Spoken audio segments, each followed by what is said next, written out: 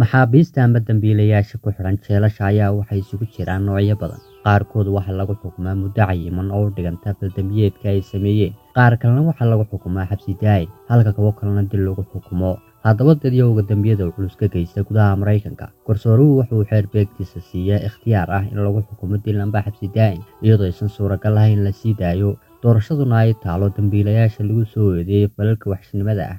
waxaynu barnaamijkeena kaga warrami doonaa qaar ka mid a dadyow lagu fuliyey dil iyo cuntooyin ay dalbadeen dilkooda ka hor. waxaa maskaxdaada ku soo dhacday sidee qof ku jira daqiiqadihii ugu dambeeyay noloshiisa uu dooran karaa cunto.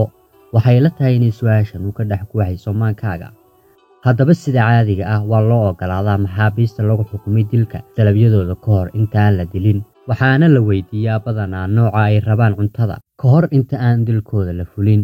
waxaa mararka qaar dhacda in maxaabiista qaarkood ay dalbadaan cuntooyin qaali ah oo macaan, halka qaar kalena ay dalbadaan cunto aan naf lahayn, micnaha cunto raqiisa.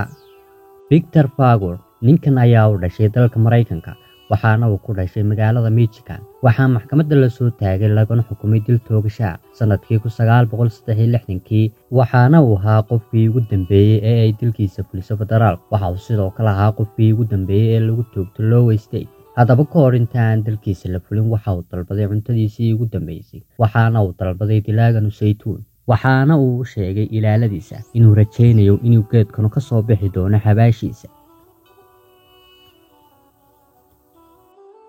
Timot ninkan oo lagu magacaabo Timot waxa uu ahaa argagixisada Mareykan oo ka dambeeyay qaraxii Oklahoma City ay ku dhinteen 168 qof, halka 680 kalena ay ku dhaawacmeen. duqeyntan waxay ahayd ficilkii argagixisnimo ee ugu dhimashada badnaa Mareykanka gudihiisa ka hor weeraradii 11 Sebtembar dhacay 2001. ilaa iyo maanta waxa uu weli yahay falkii ugu xumaa ee argagixisnimo ee ka dhaca gudaha Mareykanka.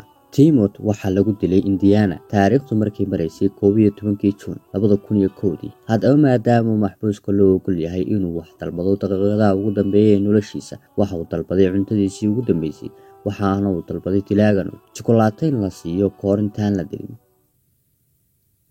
Stephen Michael Woods waxa uu ku dhashay magaalada Michigan. ninkan ayaa lagu xukumay dil kadib markii lagu helay dambiyo badan oo uu ka geystay gudaha Mareykanka, waxaana uu dilay nin iyo xaaskii. dilkiisa ayaa loo adeegsaday irbad taasoo lagu muday, waxaana uu intuu jeelka ku jiray ka geystay qalalaase, waxaana uu ku jiray koox u doodaysa xuquuqda maxaabiista ee Bulusanki.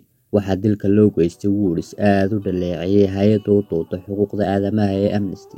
Stephen Woods waxaa lagu dilay gobolka Texas 2011 bishii Sebtembar. haddaba ka hor intaan dilkiisa la fulin waxa uu dalbaday cuntadiisii u dambeysay, waxaana uu dalbaday in loo keeno ka hor intaan la dilin ice cream, pizza iyo digaag shiilan.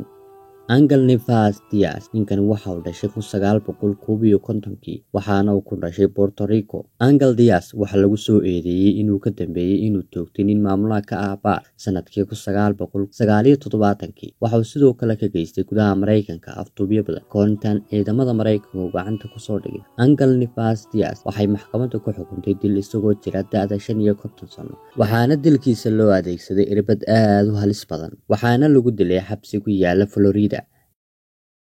John Wayne waxa uu ku dhashay dilaagan magaalada Chicago. John Wayne ayaa lagu naanaysaa dilaagii halista badnaa. waxa lagu soo eedeeyay kufsi, sidoo kale waxaan meesha ka marnayn inuu gacantiisa ku dilay 33 qof oo ay ka mid yihiin caruur. ninkan ayaa la sheegaa inuu muddo 6 sannadood gudahooda uu ku geystay dambiyadaas kala duwan. gacan ku dhiglahan waxaa dilkiisa loo adeegsaday irbad aad u halis badan, waxaana lagu dilay xarun u dhow magaalada Chicago, xaruntaas oo ciidamada Mareykanku ay ku dilaan dadka aadka u halista badan leh. haddaba ka hor intaan la dilin waxa uu dalbaday in loo keeno cuntadiisii u dambeysay, waxaana uu dalbaday dilaagan digaag iyo bariiska nooca loo yaqaano shawarma rice. Robert Alton Harris waxa uu dhashay taariikhdu markii maraysay 1953, waxaana uu ku dhashay North Carolina ee ku taala Mareykanka. Robert waxa uu ahaa tuug xada baabuurta, waxa uu sidoo kale geystay abduub iyo dilal kala duwan oo ka dhacay magaalada Santiago. maxkamadda gobolka California ayaa ku xukuntay dilkiisa waxa uu ahaa kii ugu horreeyay ee ka dhaca gobolka California tan iyo 1976, waxaana la dilay sanadku markuu ahaa 1992. ka hor intaan la dilin Robert waxa uu dalbaday in loo keeno cuntadiisii u dambeysay, waxaana uu dalbaday digaag, pizza iyo baakeed sigaar in loo keeno ka hor intaan la fulin dilkiisa. Ted Bundy waxa uu dhashay 24 November 1946. Chris Hogan, Kenneth Mizner iyo Rob Miller kuwani waxay ahaayeen qaar ka mid ah magacyadii uu adeegsan jiray Ted Bundy, mid ka mid ah dilayaashii ugu caansanaa taariikhda Mareykanka uguna khatarsanaa. Waxa uu bilaabay dilitaanka iyo afduubka markii uu jaamacadda dhigan jiray, oo ardayda jaamacadda uu la dhigan jiray ayaa kolba uu mid dili jiray ilaa ugu dambeyntii lagu ogaaday. Waxa uu sidoo kale afduubtay 5 gabdhood oo ardaya, waana uu dilay dhammaantood. Waxaa lagu xidhay jeelal badan. Waxa uu ka baxsaday jeelasha 4 jeer. Jeelashii uu ka baxsaday waxaa ka mid ahaa jeelka lagu magacaabo Aspen oo ku yaala Utah. Waxa uu ka baxsaday jeelkaas taariikhdu markii ay maraysay 1977. Ted Bundy waxa uu ahaa mid ku fiican sida looga baxsado jeelasha. Waxa uu jeelka ka soo baxay kadinka hore ee jeelka isagoo xidhan dareyska askarta. Haddaba kadib markii uu ka baxsaday jeelka 2 wiil, waxa uu kufsaday oo uu ku dhex dilay jaamacad ku taala Florida 2 gabdhood oo la kala yiraahdo Margaret iyo Lisa Lavey. Sidoo kale Ted Bundy waxa uu dilay 30 ilaa 40 dumar ah inta u dhaxaysa. Ugu dambeyntii waxaa dilaagan halista badan gacanta ku soo dhigay ciidamada Mareykanka, waxaana lagu dilay magaalada Florida. Sida loo dilay Ted Bundy way ka duwan tahay sidii loo dilay kuwa aynu soo sheegnay oo dhan. waxaana lagu fadhiisiyay kursi ay electricity amba koronto ay ku xiran tahay, waana lagu fadhiisiyay. Dilkiisa waxa uu soo daawasho tagay kumanaan qof oo ku kala nool gudaha Mareykanka si ay ugu raaxaystaan sida loo dilayo. Haddaba kahor intaan dilkiisa la fulin, waxa uu dalbaday cuntooyin qaali ah sida hilib, kafee, ukun ama beed iyo caano loo keeno.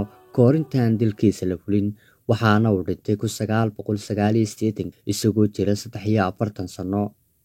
waxaan rajaynayaa inaad ka faa'iideen. Fadlan noogu reeb qaybta hoose ee commentiga fikirkaagu wuxuu yahay.